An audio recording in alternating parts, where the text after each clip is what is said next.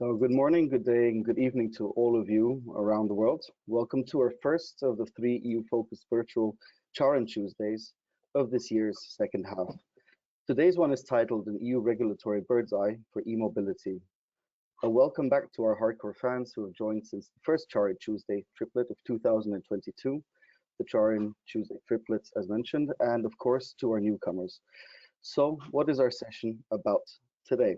Since the current European Commission took power, a wave of e-mobility relevant initiatives have been published, also beyond the Fit455 package.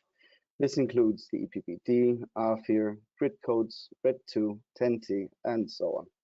The event is about giving a thorough understanding of the various regulatory elements that in essence have to work together to provide a flawless rollout of infrastructure and e-vehicle uptake. The questions herein focus on, inter alia, will the regulatory elements jointly provide what is necessary? Are there elements missing? Are the political and regulatory discussions going in the right direction? A couple of organizational points for today. I absolutely encourage your questions, as you know, so please put them into the chat box and I'll see to integrate them during our discussion or towards the end of the session today. Furthermore, for those of you who are unfortunately not able to stay the whole session, or would like to watch our session over and over again, there will be a recording made available. Now, let me introduce our panel, many of which should be familiar to you. Indeed, I'm happy to welcome back all the speakers from previous events we have participated in together. Let me start with you, Kai. Kai Tullis, you are Policy Officer, Sustainable Intelligent Transport, DG Move at the European Commission, and you joined us for the second of the last CharIN Triplet on the panel titled Quo Vadis AFIR. Great to see you back. Then I'm also delighted to welcome Thomas Neumann, Policy Manager at AFIR Europe, the European Association for Electromobility. We've had quite a few sessions together, one of them notably in Oslo at the EVS. Always a pleasure to cooperate with you. And we're just waiting for Michelangelo Alvetta, who is having a couple of technical difficulties. He's advisor for electromobility and energy efficiency, electrification lead at Eurelectric, the Federation of the European Electricity Industry. This is also not the first rodeo with Michelangelo. Thomas, let me start with you. Michelangelo had just written me, he's there. But let me start with a question already whilst the system is picking them up. What elements of current legislative proposals do you find to be the most significant puzzle pieces for the rollout of infrastructure? Floor is yours, Thomas. When it comes to rollout of infrastructure, we're pretty much looking at 3 files, which is on firstly we have AFIR, setting obviously binding minimum rollout targets for member states, which will be quite important, and setting also the framework conditions on how this infrastructure will have to be basically shaped. So for example, in terms of interoperability and payment. So that is obviously a very big part, because basically it combats range anxiety of users via the distance-based targets that the Commission has proposed, and also charging anxiety more generally through these capacity-based targets, which basically solves the old, let's say, chicken and egg discussion by just making sure that infrastructure always follows the deployment of additional vehicles. The second important file, I would say, is the Energy Performance of Buildings Directive. Currently, 70 to 80% of charging actually happens not at public charging stations, but on private grounds, so at people's homes, or for example at the office. And it's very important to understand also that charging differs significantly from refueling, right? So basically people should not be forced to go to a certain location to fast recharge their car, but basically when it parks overnight, for example, near their home, they should be able to charge, and the targets within the Energy Performance of Buildings Directive and the right to plug should support that. And then the third file might be slightly less important compared to the other two, but still important in terms of financing the rollout of infrastructure, is the Renewable Energy Directive and the fuel neutral credit trading mechanisms that are proposed in there. I don't need to go into too much technical detail there, I think, because it was just take a while and be quite confusing. But basically, what this does is funnel money towards e-mobility rollout, and basically create a market-based mechanism where fuel suppliers to road transport basically finance the rollout of additional charging infrastructure, and so help this shift to e-mobility. So these would be the 3 main files. Thanks very much, Thomas. Kai, to you. I mean, a significant amount of work on the points highlighted come from your units. Do you think Thomas has covered the ground? Are there elements missing? No, he certainly covered the ground. What is important for the infrastructure. We, of course, also have the financing mechanisms there under 10T, under CEF. And I think there's another important element, and that's also the CO2 standards. Because at the end, what we actually need to achieve is a market for the infrastructure, for a market for infrastructure to develop. And I think we actually do have it in a number of member states already. And the CO2 standards provide the direction of the market. They give certainty to investors that actually electromobility is not just a pipe dream that stops in 5 years and we'll all go back to diesel cars, but to give the clear policy signal that electric vehicles are here to stay. We are gradually replacing our fleet, and there is going to be a business case for recharging infrastructure. So basically, I believe that the CO2 standards very much drive the markets for also for recharging infrastructure, because there's so much certainty. Still, we need AFIR, we need EPBD to also ensure that in areas where demand is still for vehicles is still low, we actually do have a minimum infrastructure. So basically, both markets grow at the same time. But I think what is really important here is the market dynamics that we have. Thanks very much, Kai. It's very interesting. And now that I've seen that Michelangelo has been able to join us via telephone, Michelangelo, the floor is yours on the question of what other puzzle elements are necessary for an effective or efficient rollout. First and foremost, good morning. Can you hear me? Can we confirm that? We can hear you. Oh, that's awesome. Okay. First of all, thank you very much for the invitation. Second, thanks to Mr. Tullius for the very intense work that has been done so far. And last but not least, I'm sure that attendees will be spared my face for the time being. So that's a little token of appreciation that I'm giving to them. Yes, the points that the other speakers have presented pretty much sum up everything that has been happening, and I believe also everything that is somehow needed for a reasonable, rational, and somehow market-based rollout of the charging infrastructure. Perhaps if we wanted to be choosy, as they say, the one element which is still missing is related to specific, let's say, policies that are aiming at creating a clear, predictable demand for electric vehicles. We've been working in the last years on many supply side policies. See, of course, the targets for selling somehow electric vehicles. We have not seen or established the targets to buy electric vehicles, and this is something that many stakeholders have been asking for. Nonetheless, once again, on the charging infrastructure side, the direction of travel is very clear. We have minimum targets, both for the public, and I would even argue also for the private charging infrastructure. So this is all clear, and I believe that the operators of the sector can't wait to see this happening at full speed. Thanks very much, Michelangelo. Thomas, I saw you nodding. Is that agreement, or do you want to add something?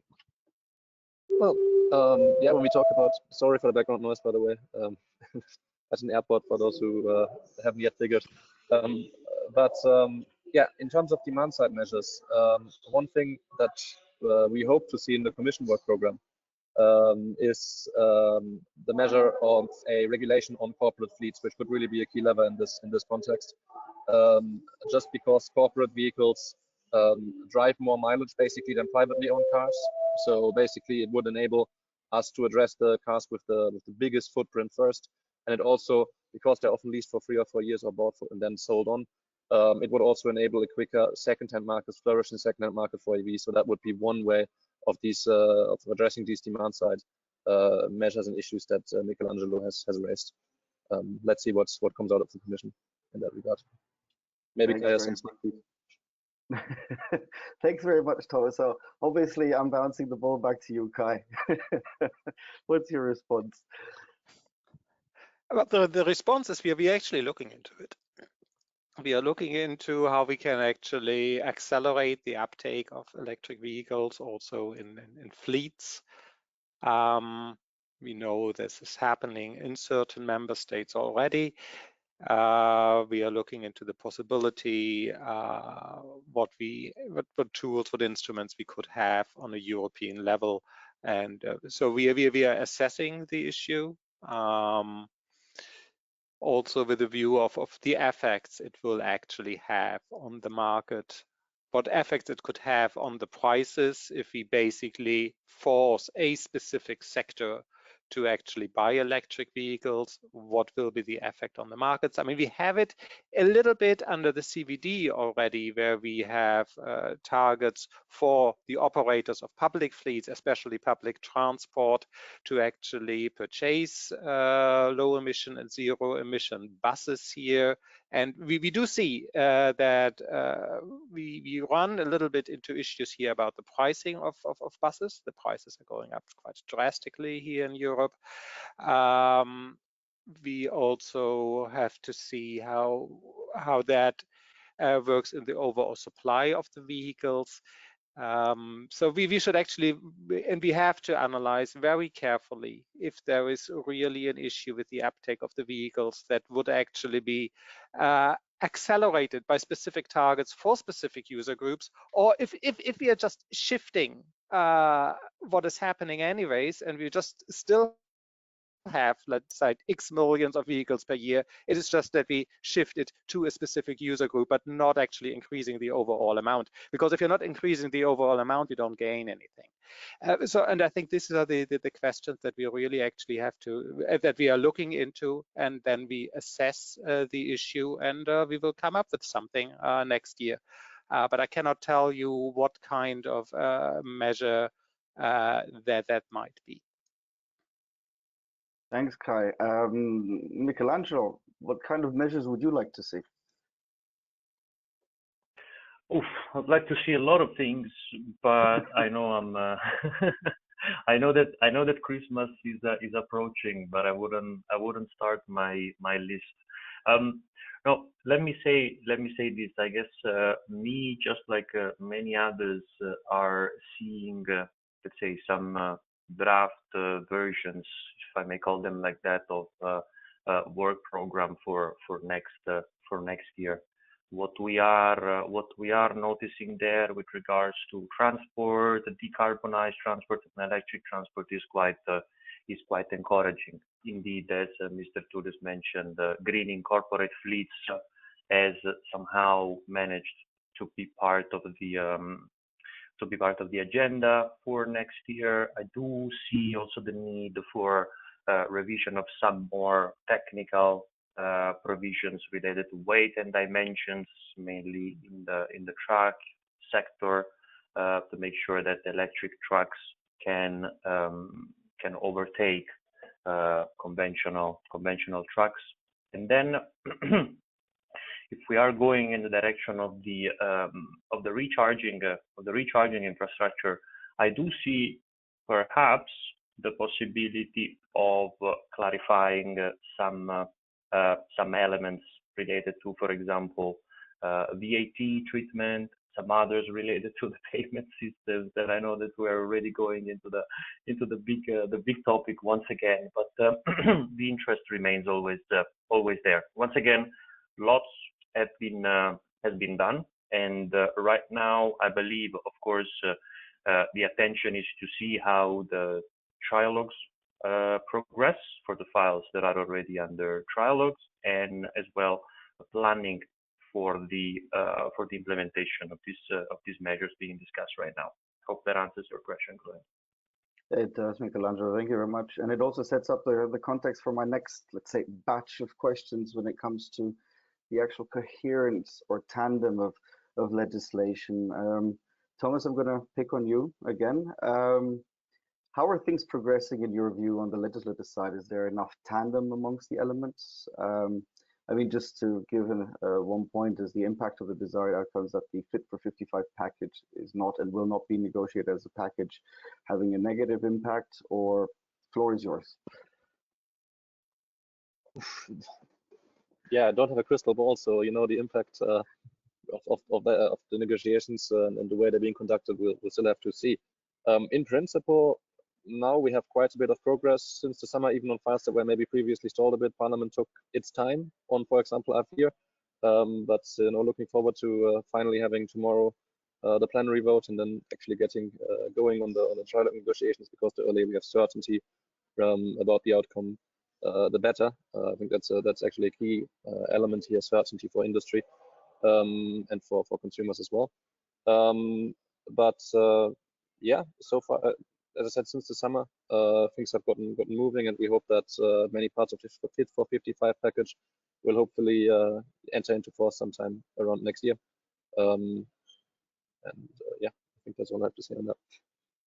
Okay, thanks, Thomas. Kai, to you, where do you see the biggest risks, also in light of what Thomas has mentioned, but the biggest risk of incoherence between the various legislative proposals because of the difference in timing and the fact that it's not negotiated as a package in trilogues? I don't see it as a major issue, at least not for electromobility. We have aspects in AFIR where the links to other files is much bigger, talking about all aspects in maritime, where we really have to align the requirements on the users with the infrastructure and make sure it actually addresses the right ship categories and all kinds of things. So there is a clear link between those two that have to be fully aligned. Otherwise, we actually really run into problems. I don't see this so much in AFIR. I mean, we know where the CO2 standards are going. I mean, more or less. I mean, would be very surprised if you see major changes now, since both Parliament and Council supported the Commission proposal on the main element. And since AFIR works on the fleet-based target, it's always dependent on the actual fleet that comes into the market. So so I think there is an automatism anyways that actually ensures that infrastructure is growing. I'm not so concerned that we actually negotiate that separately, as long as we actually remain. I mean, we remain in contact, and of course, Parliament and Council and us, we talk to each other and also to the other different committees to make sure that everything is and stays aligned. And I believe that actually works. I'm not really concerned here. Oh, that's good to hear, Kai. What about you, Michelangelo? Do you agree? Yes, I tend to agree. Perhaps the only the only risk that I see ahead of us is related to the HDB segment, namely the AFIR, of course, is setting some let's say clear targets in terms of infrastructure deployment. We have seen how much the European Parliament has been very ambitious when it comes to the increasing these targets. But then at the same time, we are actually lacking the CO2 standards for that. We know that we are also lacking some other elements, of course, related to the pollutant emissions, and we've seen how both CO2 targets and the pollutant emissions have been postponed and delayed. We believe, or at least there is a shared concern, I believe, among the stakeholders that we might somehow be creating a chicken and egg type of problem. We don't need very high targets for the deployment of the infrastructure, because there are no electric vehicles and electric trucks around. But then at the same time, we postpone the adoption or presentation of a proposal that could actually give, let's say, a real boost to this market segment. Anyway, once again, this is the only problem that I see on the horizon. Apart from that, everything seems to be going smoothly. Also because of the great job, I believe that also the council presidencies, both the French and the Czech one, have been doing so far. So yeah. Thank you. So there's a shout out to the French and Czech presidency in case you're listening in today. You talked specifically about HDVs, and we're going to be talking about this in our next CharIN Tuesday session about the differences between the geographies in the EU. And we've talked about it at the beginning of the year in one of the CharIN Tuesdays with Sander Klemke, who joined us from your unit, Kai. When it comes to the relationship between targets and also when looking at the direction we find some MEPs from more the Central and Eastern European hemisphere are taking, the watering down of the targets, also especially EPBD, do you see some risks over there? Thomas, you're nodding, so I might as well throw the question in your direction. Well, yeah, having been to the CE region quite a bit recently, I wouldn't say there is a major risk, although here, let's say, debates about whether electrification is the way to go are still a bit maybe bigger than in other parts of Europe. But I mean, we do see, for example, when we look at the AFIR and the HDV targets, that a lot of resistance actually coming from the Eastern European member states. Also, I guess that these are the decisive member states when it comes especially to HDVs, because they're registered and operate out of Eastern Europe in many cases, Central and Eastern Europe. So there is, let's say, a risk, but even here, speaking to the local e-mobility associations, to the Central and Eastern Europe Green Transport Initiative that's very active here, for example, there is some momentum, and we have seen these member states, you know, coming around. There are some concerns, for example, I think, especially in Eastern Europe, about the grid, when we talk about these very high power, you know, charging stations that we need to install along motorways. There is the question of by when can we have the grid actually ready to install these things all across Europe, which has been why the council has slightly watered down, I guess, the HDV targets enough here. But we see increasingly, at least, the realization that this is coming, whether we want it or not, and a willingness to get ready for this. So it's moving in the right direction. Thanks, Thomas. Kai, I saw you write something down, but because Thomas mentioned grid, I'll jump quickly to Michelangelo before I get to you. Michelangelo, your response to Thomas's comments.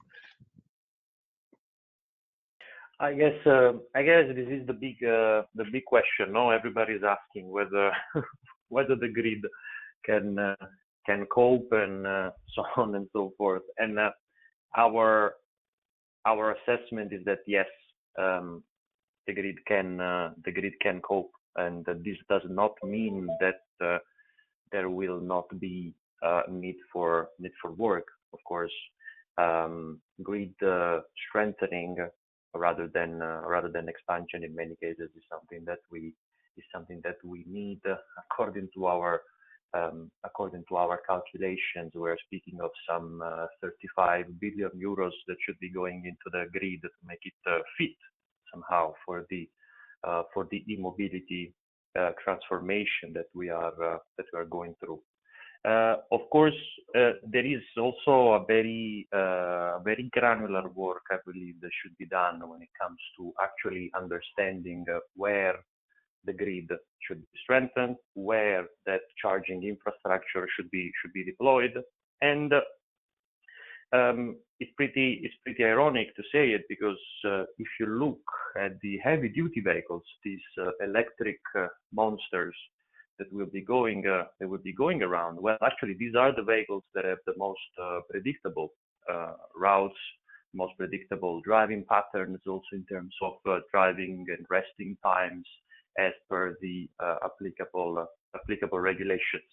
A couple of years ago, I believe there was research from the Fraunhofer Institute, who has been doing some great work on trucks over the last years, which was somehow precisely detailing where the charging is supposed to take place, right? If we were to convert those navigating trucks to electric trucks.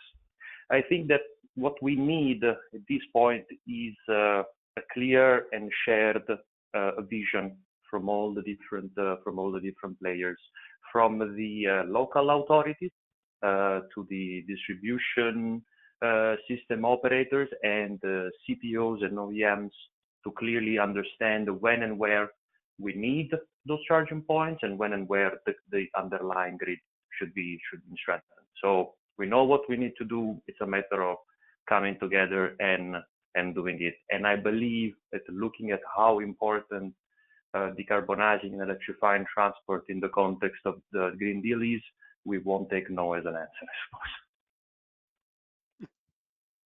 Thanks, Michelangelo. Before I move a little bit more into the HDVs, I wanted to give Kai a chance to respond to what Thomas had said before when it comes to the disparages, if I may call them that. No, I actually did want to talk about HDVs as well. Okay, let's go for it. No, because for HDVs, I think we came a long way. When we proposed it, at least personally, I thought, oh, well, that will not go well down in council. And when you look at it, council maintained almost the commission's approach. I mean, we still have targets already for 2025, significantly lower than we proposed, but the 2030 targets were basically maintained, plus some flexibility.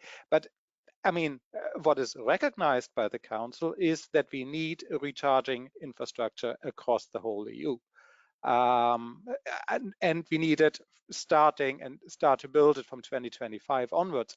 This is a consensus now in the council, and I think that is a great achievement and gives a lot of sort of also security to the sector. Now we see how trialogues will work out, but I think it's a very good starting position for the upcoming trialogues. But when we look at HDVs, and I think we just heard it as well, is the enormous challenge we have for the electricity grid. And it's all nice to say, oh, we want to actually work together.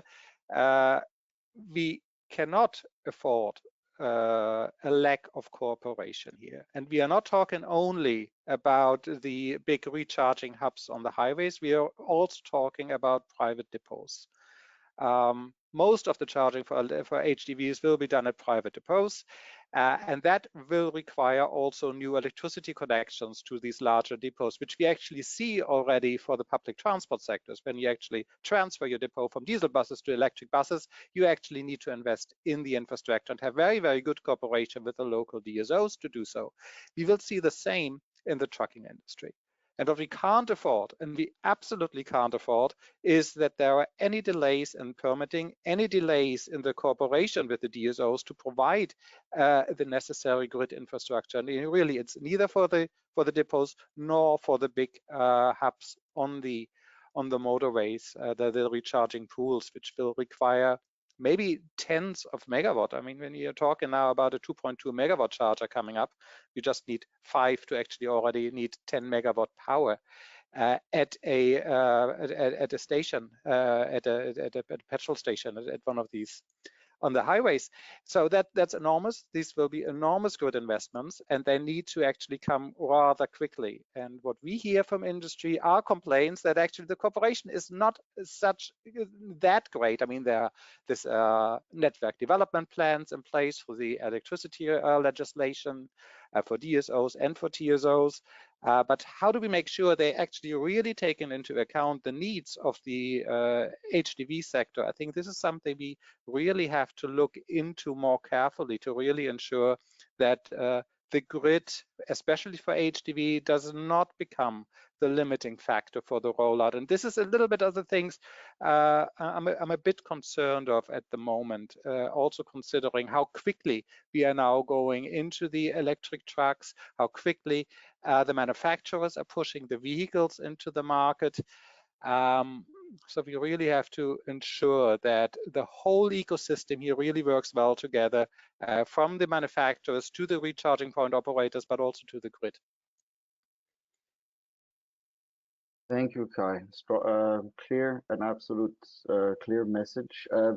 Michelangelo, you'd mentioned something similar about the cooperation that is necessary to not have, as Kai put it, a specific or any sort of delay rather. But you also talked about investment. How do you think that can be supported? Because you talked about several billions just to keep the grid on par, if I may put it that way.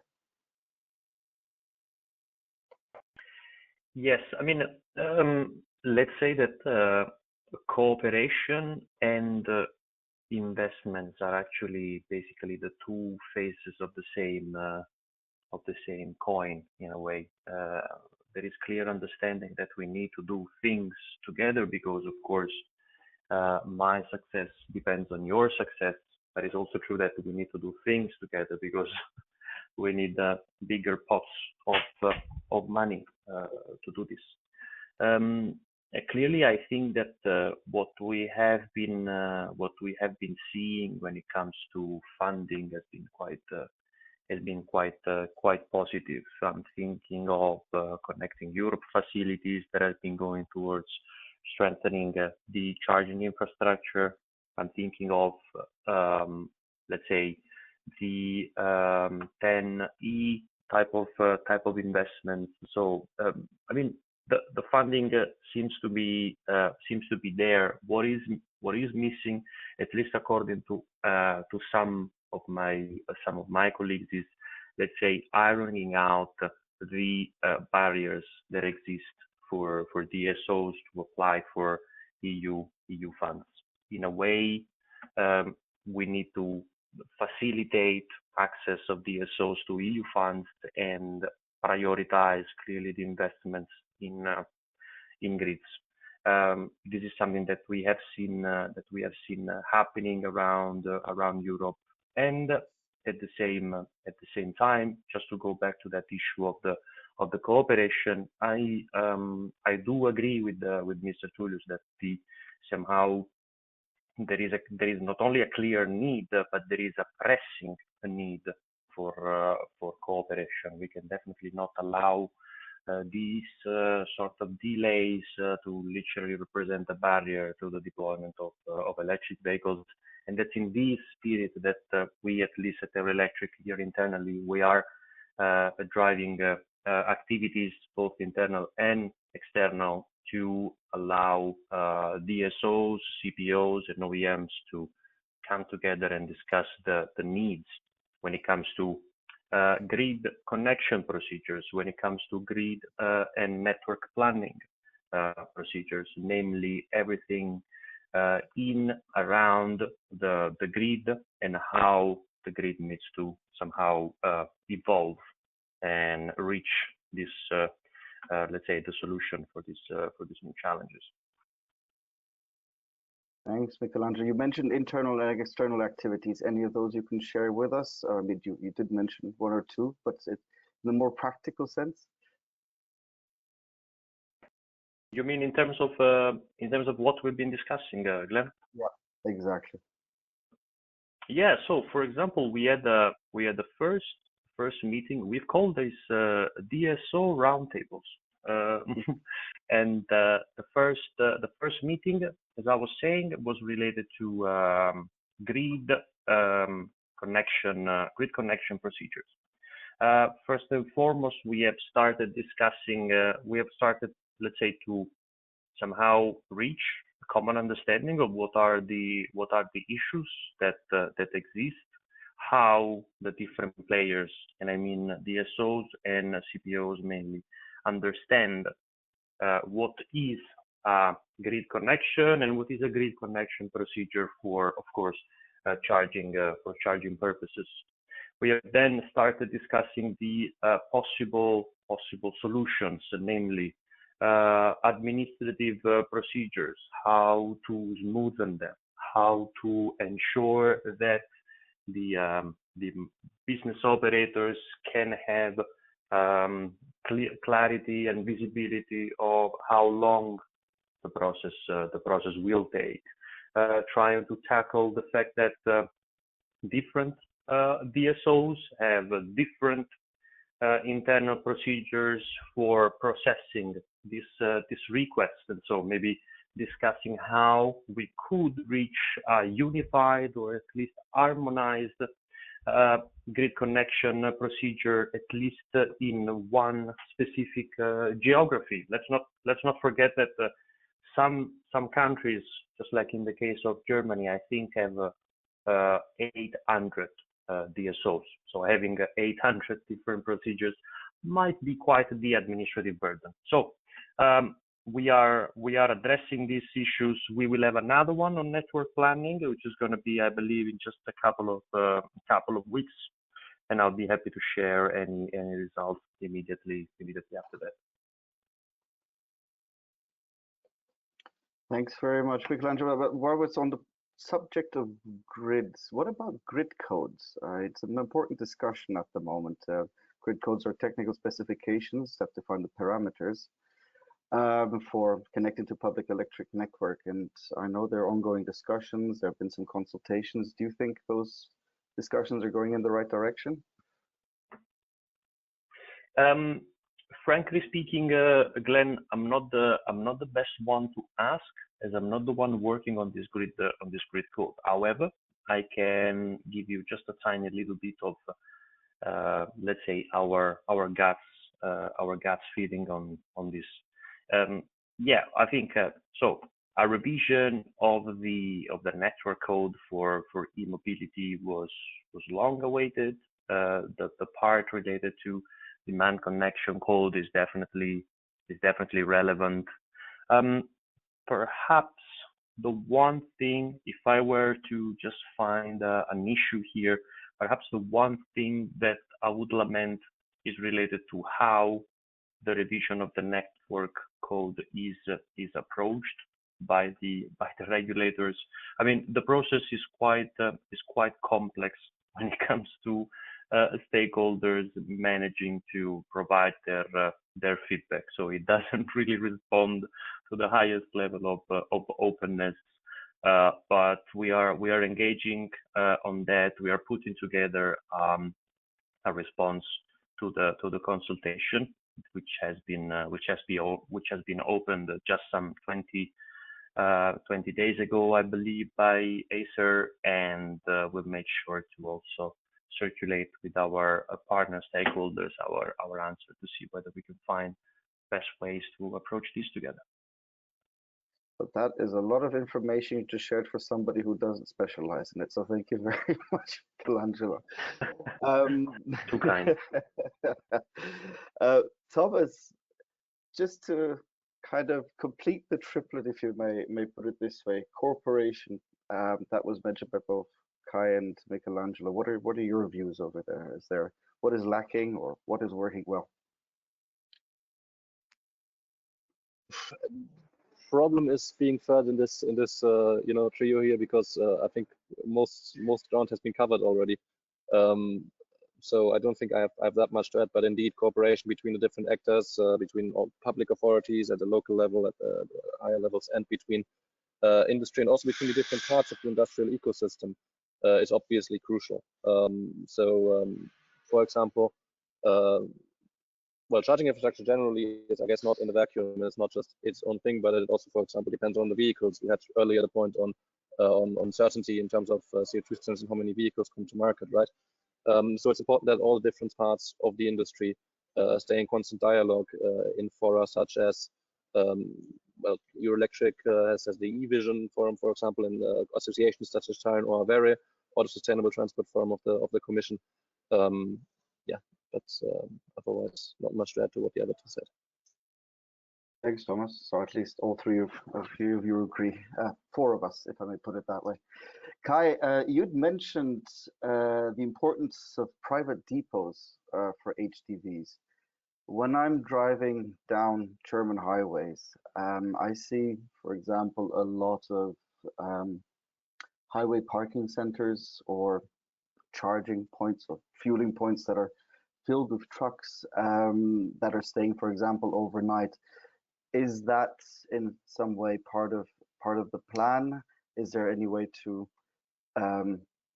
let's say, move into that side of the discussion? Because there's one thing about private depots, but then these would have to be situated at the correct distances, if I'm not mistaken. So how do you foresee that side of things? Because very often we see trucks overfilling, let's say, these car parks or highway parks. Maybe I think there are three aspects. When I talk about private depots, I rather talk about really the private depot of DHL or any sort of haulier company which has its own trucks parked overnight, usually for urban and regional delivery traffic. This is basically one important aspect that we actually have to look at, and to make sure that we actually have overnight charging there.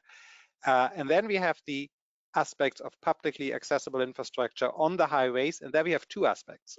One, the fast and ultra fast chargers, and hopefully megawatt chargers in very short distance once it's actually be standardized, and we do have a common standard for megawatt chargers for fast charging, so for people charging during their legal rest times.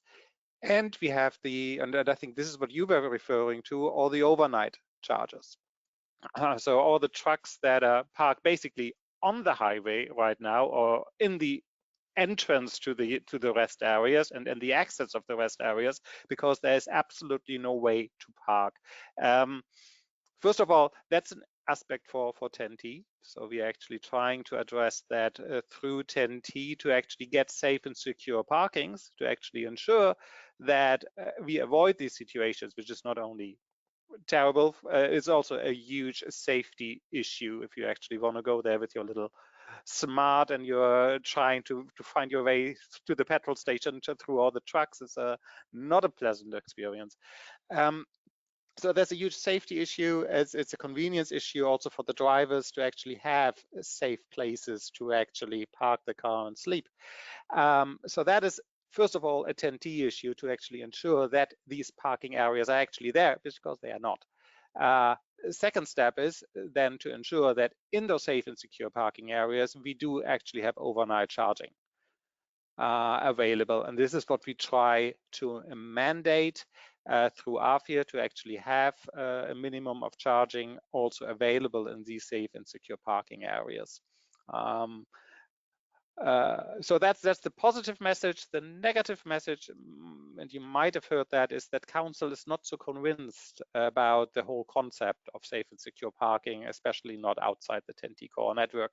So we have to see how we get to a good compromise here, really ensuring that those long haul distance trucks are parked in an appropriate area, and then also have the opportunity to charge, because quite frankly, you will never be able to charge the vehicles where they are parked now during the night. I mean, it has to be official parkings where charging takes place and not widely on the road. So I think these are two aspects that actually have to solve here. Thank you very much, Kai. And I fully agree. I mean, very often we see trucks parking all the way out into the highway. Unfortunately, a bit too much. A danger I know as a motorcyclist, and good to know that you potentially drive a Smart, is it? From personal experience? No. But I have a very small car. Yeah, okay. Very good. I'd like to move on a little bit to talking a little more about the tandem between legislation, consumer, and industry. Thomas, from a consumer and industry perspective, let's start with a simple question. Is there enough progress when it comes to political and legislative initiatives, or vice versa? Well, in our view, there's significant progress, and basically the question always when it comes to industry versus consumer interest is always whether there's really a divide between the two, right? And then to which degree you actually need to regulate these things, and to which degree it's actually in the business interest of industry to offer solutions to consumers that are consumer friendly. So we see that there is some basic, again, sorry for the background noise, some basic provisions in AFIR, such as the ones proposed by the Commission in terms of card payment, that provide a minimum of interoperability, for example, for consumers, which is probably a step in a positive direction. Although if you look at what Parliament has proposed, that is probably, let's say, a step too far. Requiring credit card payment, for example, everywhere, plus retrofits, because that's how you, in the end, kill the business case for example, slow chargers. So while setting a minimum in terms of legislation, and we think that actually in terms of the Fitfor55 legislation and then the initial AFIR proposal, it was rather balanced. That makes sense, but everything that goes beyond, in most cases, actually, industry interests and consumer interests are basically the same, because it's in the interest of charging infrastructure providers and operators to offer something to consumers that makes them come to charging stations. So yeah, what we see in Parliament, and we'll see tomorrow the vote, might go maybe a step too far. Thanks, Thomas. Kai has probably heard this quite a few times already. Well, I know you have. But Michelangelo, I mean, to ask you, when it comes to the industrial progress and legislative progress, do you see two tracks, or do you think things are in tandem? No, I see that these are in tandem, and frankly speaking, when the tandem is not there, clearly needs catching up from the side of the industry. I'm looking at the deployment rates of charging point, which has frankly been great so far, comparing 2021 and 2022 in all the different speeds. So from that perspective, I mean, the industry is going okay. It's doing what it's supposed to do. Some of the aspects where clearly we are not having somehow parallel, how do you call it, improvement or parallel journey, is related to some more technical, specific requirements being set on the charging infrastructure. And I know that some of the speakers, but definitely some of those in the audience might be bored to death to see and notice that we are slowly and inevitably going towards the issue of payment solutions. But it's definitely the elephant in the room. I mean, the type of openness and the type of somehow effortless charging that the industry is deploying and is trying to really establish is getting a bit somehow either blocked or let's say burdened by some of the new requirements that policymakers are discussing. But I'll leave it at this, and happy to open up to more details if needed. Absolutely. Thank you, Michelangelo. I'll probably get back to you. But first, Kai, seeing it from the requirements that are being introduced or have been proposed and are probably going to be introduced, and also looking at the divergent side of the Parliament, looking at more ambitious targets, reflecting those two, how do you feel, or how much faith do you have in industry being able to follow either of those two? It's a tough question and an unfair one, maybe, so I apologize. No, I'm not fully sure I understand what you are aiming at. Sorry. Okay, well, obviously from the Commission proposals when it comes to targets, and also looking at various elements that have been discussed, not only about payments, of course. Obviously, it's the Commission's view that industry can follow suit, but when we're looking at the more ambitious levels introduced by the Parliament, do you feel that there is a coherence between what industry can do and what Parliament wants? On the targets or more on the user aspects? On both. Or both. But let me start with the user aspect, and I think there I'm basically in line with what Thomas said. I think what we're actually trying to achieve is that people can easily find a recharging point, that they can fuel easily, that they can pay easily, that they have full price transparency, and that the pricing is basically also fair. I think this is all these aspects that we actually want to ensure. We actually have that in our proposal, and we see a certain mismatch on some of the Parliament proposals here to actually go ways beyond what is actually required as a minimum, and trying to interfere very much here into the business concepts and into the way that operators want to operate their recharging infrastructure. And I think we have to be very, very careful here not to interfere too much into the business model, not to interfere too much into the contractual choices with whom CPOs actually want to engage in. So I think we really have to keep this sort of business approach here, and to let CPOs actually invest and see how best they can actually serve the customers. At the end of the day, we are in a situation, we will be soon in a situation where consumers will have also choice between different CPOs, and let them compete. I mean, we don't really need to over-regulate everything and actually treat it all of a sudden as if this is a regulated market, which this is not, and we shouldn't have it as a regulated market, but just ensure that the basic consumer aspects are actually addressed. On the targets, I mean, I can't really, on the deployment target as such, I really can't say that much. We will see how the dynamics will play out between the co-legislators. I mean, there will be give and take, most likely, on certain aspects, and we have to actually see how this works out. What we actually have to ensure is that we have targets that are actually achievable. I mean, just writing something in EU legislation that when we will realize can never be achieved doesn't bring anything to anybody.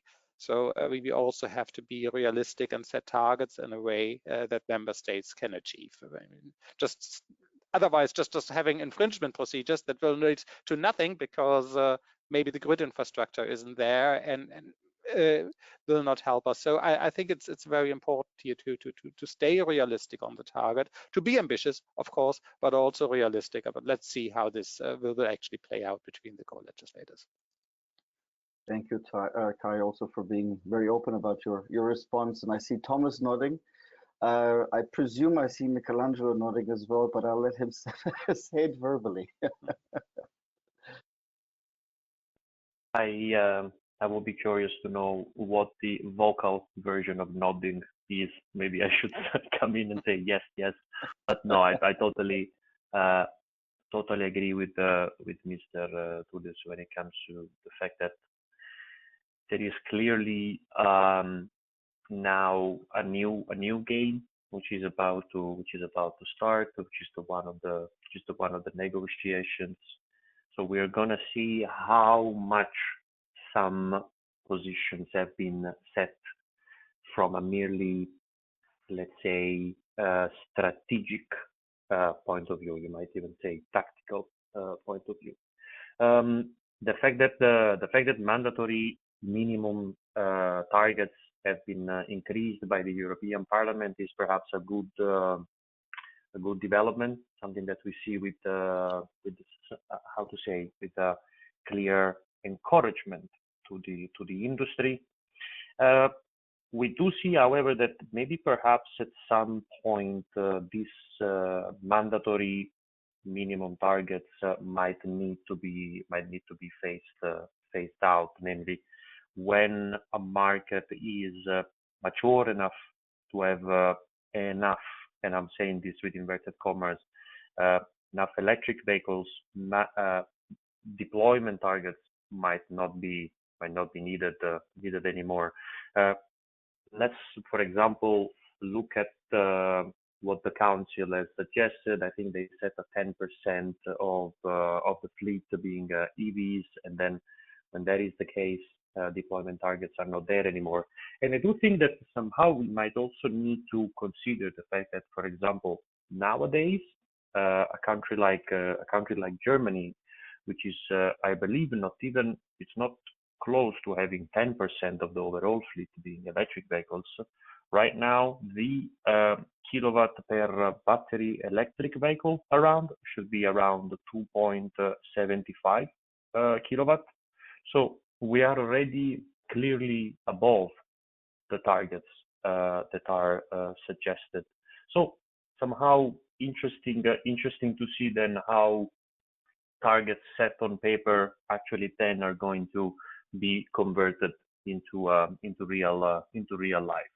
And then of course, once again, on the user side, on the Article 5 side, if we can call it like this, I believe that in some cases there is even a clear misunderstanding, honestly, of how the charging infrastructure works, or even of how chargers look like and what technical capabilities they can have because of their size. So that's something that we will definitely continue engaging on. But I'll leave it to the others to provide their thoughts first. Thanks, Michelangelo. Thomas, do you want to add anything to that? Yeah, sure. Just 2 quick comments. On targets.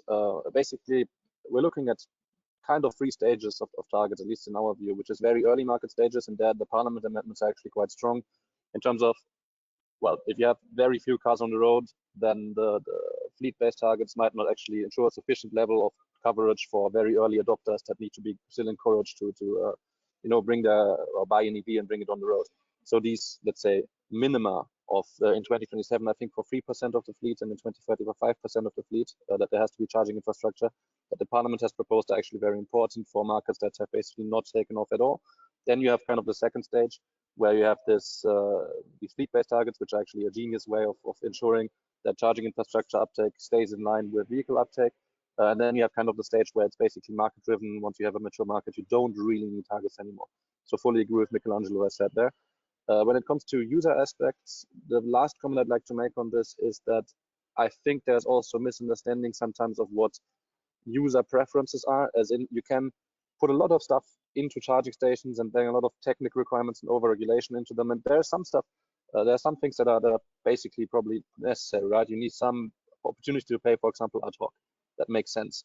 But if you mandate, for example, credit card terminals with PIN pads for all chargers, then that just drives the cost up. And what it does is basically make it more expensive for users to charge.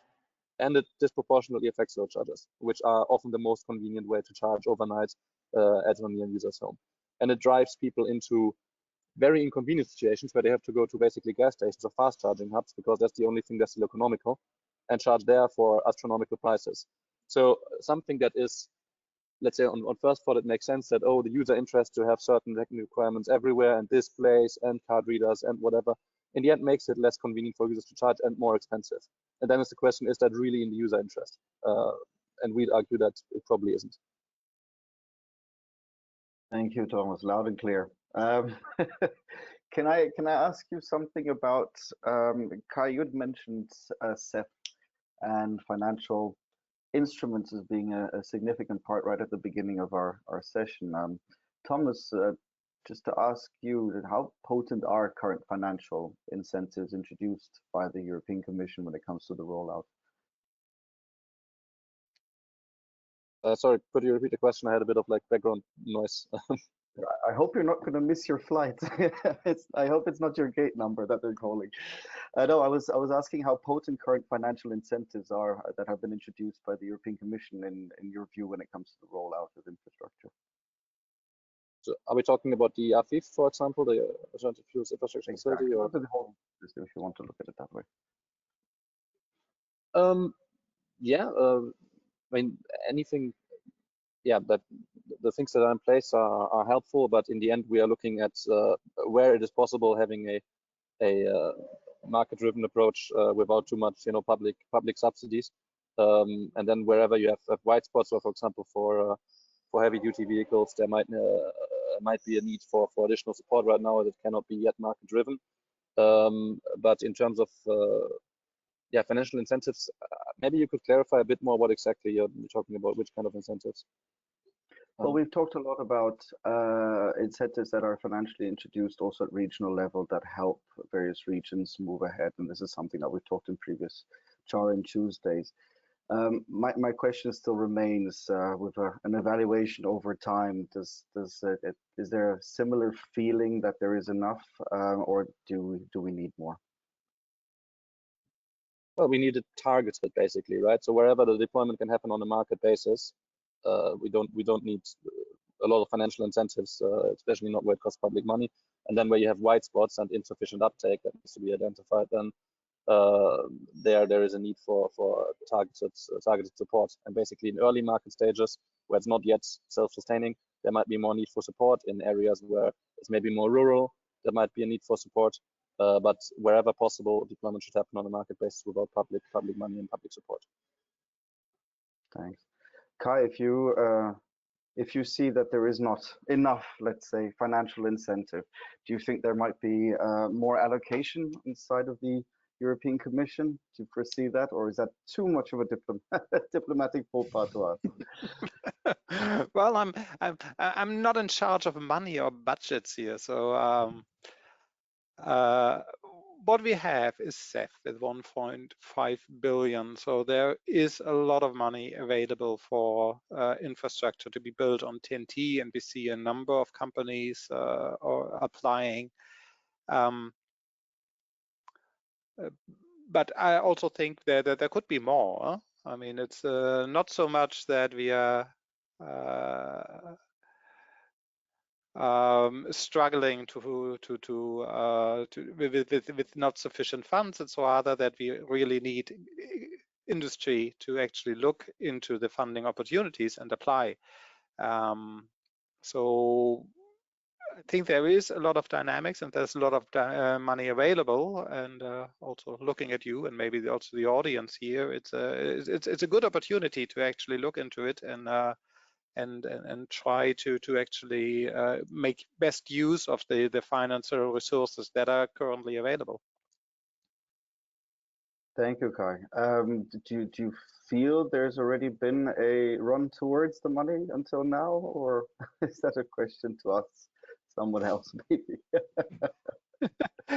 We do have applications and we actually allocate financing, but it's a huge budget. Okay, thanks, Kai. Glenn, can I come in on this one, please? Absolutely, wanted to give you the floor, so voila, please go ahead. Thanks a lot. I just wanted to say, maybe to complement what Mr. Tullius just said. In many cases, it's not even about having the money, but maybe perhaps having the political will to invest the money that is available in the direction of charging points and of a charging infrastructure.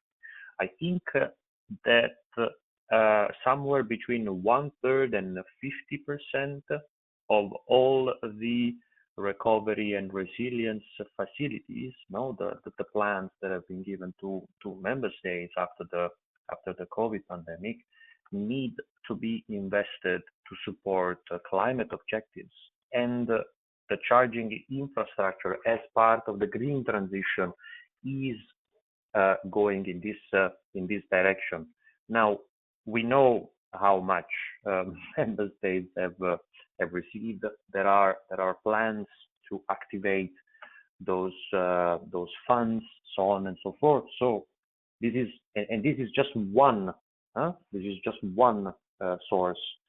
We have the Connecting Europe facility. We have the investments that can be done through the European Investment Bank, who has been clearly shifting its priorities and strategy towards more climate-friendly type of investments. And we also have funds coming out of the cohesion.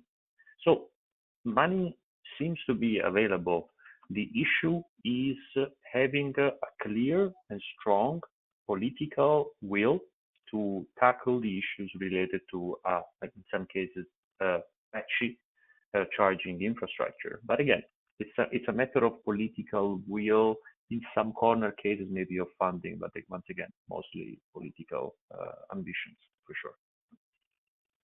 Great, thank you for that. Thomas, did you want to add something to that, or pretty clear? Pretty clear. Also, just maybe to add that there's bottlenecks non-monetary that are maybe even bigger, right? So we're talking, for example, about permitting. That is in practice and grid connection that we've talked about earlier already. That is maybe a more significant obstacle than funding right now. Thanks, Thomas. So yeah, I mean, there's also a bit of confusion when it comes to industry. I found out where the money can come from, what the instruments are. So it's been very helpful to hear the list, and also from from all three of you about the opportunities, and that there is resourcing to that. And I've also been very happy to, albeit briefly, hear about standardization and the importance thereof. And as you know, that's music to CharIN's ears, if I might put it that way. I want to move to a conclusive question before I close today's session, which I'm very thankful that you've all joined for. Let me start with you, Kai. From a legislative perspective, how do you see the next year? Will there be stagnation when it comes to the negotiations, or do you think there will be a strong enough push on the legislative side to get all the dossiers through? Well, I hope we can conclude quickly. I think there are lots of positive elements. I mean, we are not having fundamental differences between the Parliament and the Council. The switch to a regulation is basically supported by both co-legislators. The nature of the mandatory targets as proposed by the Commission for light-duty vehicles, for heavy-duty vehicles, supported by both co-legislators. There is a difference in the level of the targets, but that's of course easier to solve than actually having a completely fundamentally different approach on both sides. So it's about numbers that the co-legislators have to discuss. There are lots of smaller amendments being proposed as well, very technical ones. We have to see how this actually plays out, but there's certainly a certain hope that we can maybe solve issues here also on technical level already. So in principle, I'm quite positive. We also hope that we actually can conclude on the CO2 standards rather quickly, which would certainly also give a certain push and political urgency for the other files. So I'm cautiously optimistic that we can close the file in spring next year, maybe earlier, maybe a bit later, but certainly still in the first half of next year. I think this is absolutely possible, but we have to see how the trialogues haven't started yet, but I think everybody knows the urgency here and the importance to give planning security to the markets and to the member states. So I think everybody's aware of the urgency. Mm-hmm. No, I understand as well. If Parliament pushes through its AFIR position tomorrow, then we might see trilogues starting as early as the end of the month. Thomas, are you positively cautious as well? Yeah, I think I have nothing to add to that. Let's hope it goes smoothly once trilogues start. Thanks, Michelangelo. Any final comments on that side? How you see the next year panning out? Yeah, no, I guess quite cautiously positive, to invert the order, meaning that it's. I guess we are going in the right direction. For sure, we will not have any stagnation when it comes to regulatory activities for next year. I mean, the policymakers have been quite prolific in this this year, but next year there are still issues that need to be tackled. So let's say that phones will continue ringing, emails will continue to be sent, and hopefully also interesting debates like this one will continue to be either online or literally even physical. Thanks, Michelangelo. Also for correcting my inverted words that I misquoted Kai on. Cautiously positive. No problem. Is the right one. So no, a big thank you to the three of you. I'm sure if we were in a physical room, everybody would be giving you a very loud round of applause. It's very much appreciated to get your perspective. It's a very, for many, a daunting exercise to get a complete understanding of all the various elements, legislative elements out there. But your your proposals, such as AFIR and EPBD that are currently under discussions, are very clear cut, and it's very good to hear that one does not necessarily pull down the other, if I may put it that way. Again, thank you very much. Thomas, thanks for joining in from the airport. Kai, pleasure to have you on board again, and Michelangelo, looking forward to seeing you very soon in Brussels, or indeed all of you. So may I just give a couple of announcements about upcoming events. Kjell, could you just share the slides? So if we can have a look at the next one, please. Sure.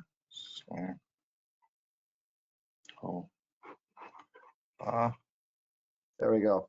So upcoming CharIN events. We have a virtual conference in Asia on the 24th of October, starting at 9 a.m. local time, and I think there's a difference of about 7 hours if I'm not mistaken, but don't quote me on that. And that's just ahead of a 3-day session, CharIN Festival in Asia, which would be hosted at the Korea Electrotechnology Research Institute in Ansan-si, Gyeonggi-do. So if you are on that side of the world, make sure to have a look. Can I have the next slide, please, Kel? Yeah. So next week on the 27th of October, the European Clean Trucking Alliance is holding a roadshow with e-trucks being essentially not only on display in front of the Auto World in Parc Saint-Contenaire, but you'll also have a chance to drive in one. Not driving yourself, I would presume, but we're also hosting a panel during that time where we'll be promoting the MCS, the CharIN Megawatt Charging System, which has been developed for all kinds of heavy-duty vehicles, and we're looking to push as a standard, not only within Europe, of course, but also within the context of the EU-US Trade and Technology Council. Some of the speakers are Michael Keller, Executive Board Member of CharIN, Jorge Soria Galvaro, who is Senior Technical Advisor from Scania, and your colleague, Dr. Saki Gerasis David, who has worked, of course, with us not only in the STF subgroup, but also within the context of, as mentioned, EU-US Trade and Technology Council. The last slide is about the next two CharINs, CharIN Tuesday events, the latter two of the triplet. First one is e-mobility across the EU Union, how divided, or as I have been suggested to maybe have a look as well, is how to ensure a coherent development. Will take place on November 8th. Time is still to be confirmed, but I will be able to communicate, or we will be able to communicate that shortly. Finally, on December the 13th, we'll be looking more specifically at HDVs and how it is a driver for e-mobility, something that we've also been discussing earlier today. Again, big thank you also to everyone joining us today to listen in on our experts, and I wish you all a very good morning and the rest of the day. Thank you. Bye. Thank you. Bye-bye, everybody.